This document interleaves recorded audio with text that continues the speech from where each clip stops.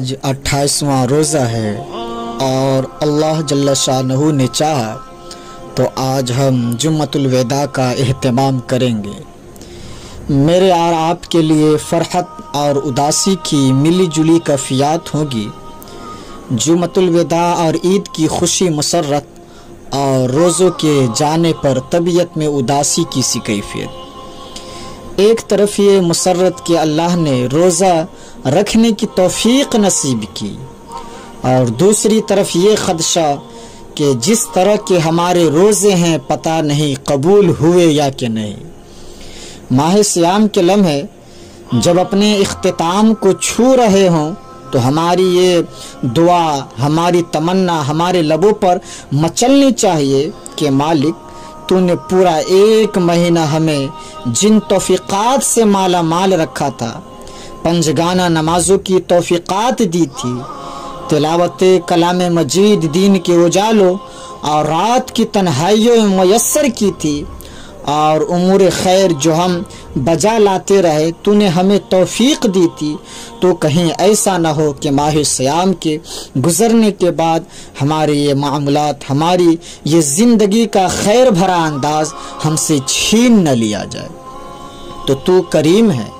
ہمیں ہدایت دی ہے تو اس پر ہمیں مستقیم بھی رکھ۔ اور وہ بدنصیب لوگ ہوتے ہیں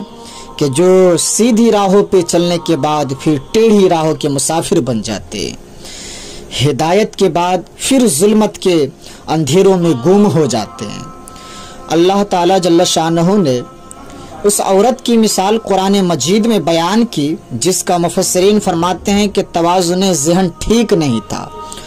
اور وہ کیا کرتی تھیں کہ سارا دن سود کاٹتی رہتی تھی، اور جب شام چرخہ اٹھانے لگتی تو اپنے ہاتھوں سے کٹا ہوا سود توڑ توڑ کے ریزہ ریزہ کر دیتی تھی۔ تو اللہ تعالیٰ جل شانہ نے اس عورت کی مثال دے کر اپنی مخلوق کو سمجھایا کہ تم بھی اس عورت کی طرح نہ ہو جانا جو اپنے دین بھر کی کمائی کو شام کے وقت اپنے ہاتھوں سے ہی ادھیر دیتی ہے، اور کاتا ہوا سود دوبارہ ریزہ ریزہ اور پرزہ پرزہ کر دیتی ہے، تو سارے دین کی محنت اکارت چلی جاتی ہے۔ تو کہیں اے ایمان والو، میرے رسول کے دین سے اور دامن سے وابستگی اختیار کرنے والو، کہیں تم بھی اپنا طرز زندگی یوں نہ بنا لینا کہ سارا دن سود کاٹو اور شام کو اپنے ہاتھوں سے ریزہ ریزہ کر دو۔ ہمیں ماہ صیام میں اللہ رب العزت نے ایک موقع دیا باطن کے تزکیے کا، اور بہرحال بہت ساری کوتاہیوں کے باوجود ہمیں بہت کچھ ماہ صیام میں نصیب ہوتا ہے۔ اگر اس کو ہم بعد میں بھی برقرار رکھ سکتے ہیں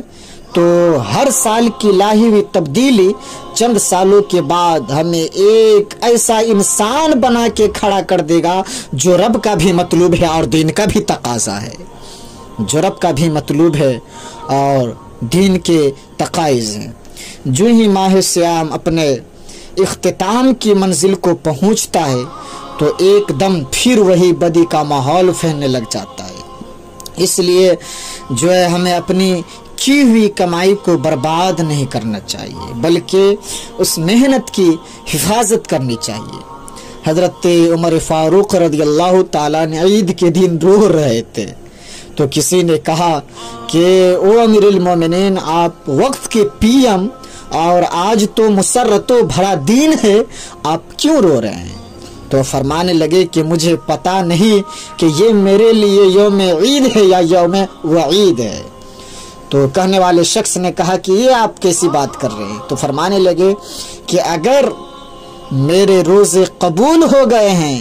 تو پھر یہ میرے لیے یوم عید ہے، اور اگر نہیں تو عید کے دن منہ پر مار دیے جاتے ہیں تو پھر یہی یوم عید ہمارے لیے یوم وعید ہو جاتی ہے۔ اور میں نہیں جانتا کہ میں مقبولین میں سے ہوں یا مطرودین میں سے ہوں،